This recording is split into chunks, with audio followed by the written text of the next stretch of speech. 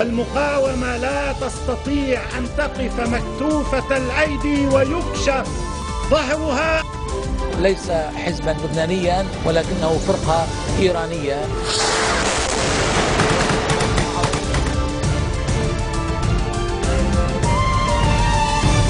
Good afternoon. It is Saturday, June 1st. I'm Yumna Naufal, and these are today's headlines. Government forces. 16 rockets fired from Syria hit Lebanon overnight, landing in the North Bekaa towns. No injuries are reported. Government forces, which fighters from Hezbollah, continue their assault on Qusaid amid growing concerns for thousands of civilians. And Turkish police deploy water cannons to stop hundreds of demonstrators converging on Istanbul's Taksim Square.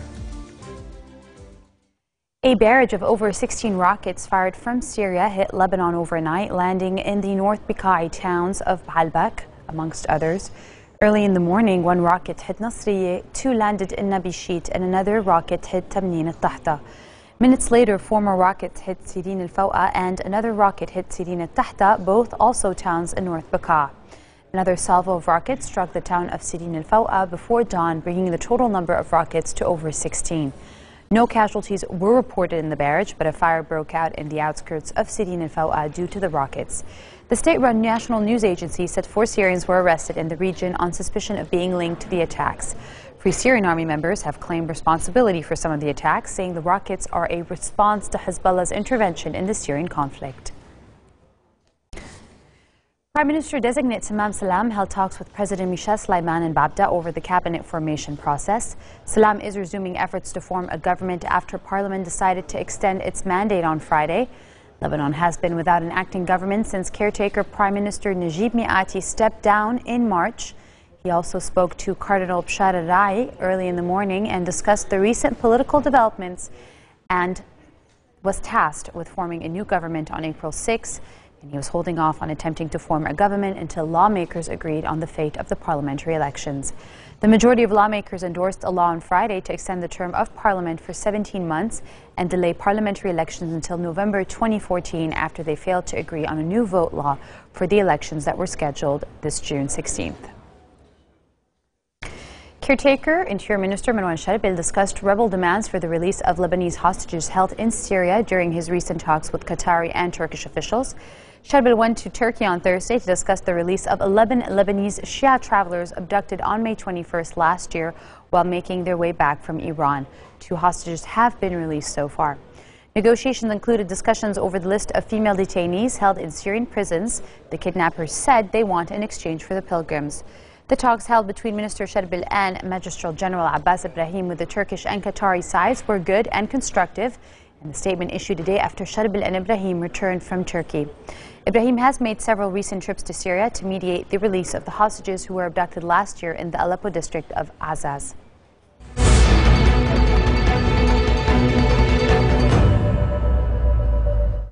Government forces, together with fighters from Hezbollah, continue their assault on Qusaid amid growing concerns for thousands of civilians feared to be trapped inside the strategic Syrian city.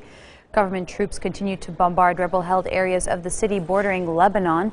Activists told Al Jazeera as clashes raged between forces loyal to President Assad and opposition fighters on several front lines. Hezbollah, which is backed by Iran and is a close ally of Assad, sent an estimated 1,700 fighters to Qusaid almost 2 weeks ago to support the regime's assault. Its fighters encircled Qusaid as regime troops launched a fierce assault on the city, which is home to more than 10,000 people. While around 300 rebels managed on Friday to break through army lines near the village of Shamsin, northeast of Qusaid, after losing 11 fighters, it was unclear if they could quell the advances of regime forces. And Syria's opposition cast doubts on hopes of any meaningful progress in planned international peace talks after President Assad said only a referendum could decide whether he should leave power. Russia and the United States are trying to draw Assad's representatives and his opponents into a conference in Geneva on forming a transitional government in an effort to end the civil war. The White House says it is counting on Russia to help the United States and its allies make sure the conference is successful. What we have asked is that in the context of these discussions that are underway sort of on both sides, to try to get both sides to sit down around the table in Geneva. we've asked the Russians to take some responsibility, to exercise the influence they have over the Assad regime, to ensure that the negotiators who appear on behalf of the Assad regime are empowered to negotiate the full transfer of executive authority from the Assad regime to a transitional government. Those empowered negotiators are critical to us reaching the kind of solution that's in the best interests of the Assyrian people. It's certainly in the best interests of people like Russia that have a significant stake in the outcome of this pretty troubling situation. I would acknowledge that what we're going to have to do is we're going to have to work with even the disparate elements of the opposition. They don't all get along, right? That there are differences of opinion. They have differences of opinion as well about what the future of that country should look like. But what this administration and what our allies and partners in the region are committed to is ensuring that we can broker a political transition in that country. That's the only way we're going to put an end to the violence, and that's the only way we're going to make sure that we have a government in that country that reflects the will of the Syrian people.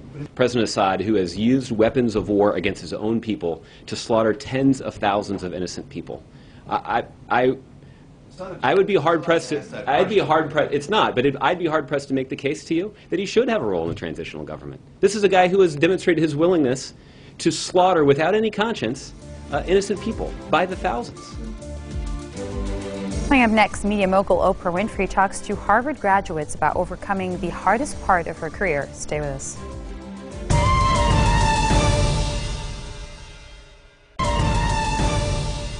Welcome back. Turkish police fired tear gas and water cannon for a second day to prevent hundreds of protesters reaching Istanbul's central Taksim Square, the scene of violent protests. Anti-government demonstrators wearing handkerchiefs and surgical masks chanted "Unite against fascism" and "Government resign" as they tried to march to Taksim. Protesters also clashed with police in the Biskats neighborhoods after crossing a bridge in another apparent attempt to reach the square. Medics said close to 1,000 people were injured in the clashes in Istanbul on Friday, the fiercest anti-government demonstrations for years. The U.S. Senate Department said it was concerned by the number of injuries, while Amnesty International and the European Parliament raised concern about excessive use of police force. Interior Minister Muammar Guler said allegations that police had used disproportionate force would be investigated. The United States and NATO plan to hold a summit meeting in 2014 to discuss troop withdrawals from Afghanistan, according to President Barack Obama. He said that Afghanistan was the main topic of talks between the two. Rasmussen said combat troops would be home by the end of 2014, but that NATO will prepare a training mission for 2015 with a smaller number of people. We had an opportunity to discuss not only the planning for the next year and a half, but also what kinds of steps we could take post-2014 to continue to ensure that Afghan security forces are effective and can control their own borders, and that NATO members can be assured that Afghanistan will not be used as a base for terrorism in the future. And what we've agreed to is that in order for us to facilitate this entire process, that it would be appropriate for us to have another NATO summit next year. And so Secretary Rasmussen will be working diligently, as he always does, to identify a host country and to plan for a 2014 NATO summit, at which time not only will we be able to underscore this final chapter in our Afghan operations, but also to paint a picture of the future whereby we're partnering with the Afghan government on behalf of the Afghan people and on behalf of world security. 3 people were killed in an explosion in a luxury apartment building in the Filipino capital of Manila, a government minister said, as officials lowered the death toll from the blast. Interior Secretary Mar Roxas said authorities were still trying to assess what had triggered the blast, but that initial investigation found no evidence of a bomb. The explosion late on Friday knocked out the wall of the condominium unit, sending a huge chunk of rubble hurtling to the street, where it crushed a delivery van, killing the 3 men inside. The government's National Disaster Risk Reduction and Management Council had earlier said that the 3 other men had been found dead in the room where the blast occurred, but later withdrew the statement, saying it was inaccurate. Now for world headlines in brief. Japan is strengthening its economy and military to play a leading and responsible international role Defense Minister Itsutura Onodera said, seeking to allay suspicions among its Asian neighbors scarred by its attacks and occupations in the last century. Relations with other Asian countries, particularly South Korea and China, have soured in recent weeks after Osaka's mayor, Toru Hashimoto, said the use of women as sex slaves during World War II was necessary. British auction house Bonhams is to auction off an Imperial Romanov cigarette case which belonged to Russia's last Tsar Nicholas II. The lot went on display and will be up for auction on June 5th, with the sale timed to coincide with the 400th anniversary of the Romanov dynasty first coming to power. A masterpiece from the Faberge workshop, the case was a memorable gift and would have been used daily by Nicholas II. Empress Alexandra Fedorovna presented it to her husband on the 29th of May, 1897, on the occasion of the birth of their second daughter, Grand Duchess Tatiana. Tornadoes killed 5 people in central Oklahoma, including a mother and her child. The twisters menaced Oklahoma City as well as its hard-hit suburb of Moore before the storm system tracked northeast. The tornadoes struck just 11 days after a twister ranked as EF5, the most powerful ranking possible, tore through Moore and killed 24 people. Over 40 people are being treated for storm-related injuries, including 5 in critical condition, among them a child, according to the Oklahoma-based Integris Health Hospital System.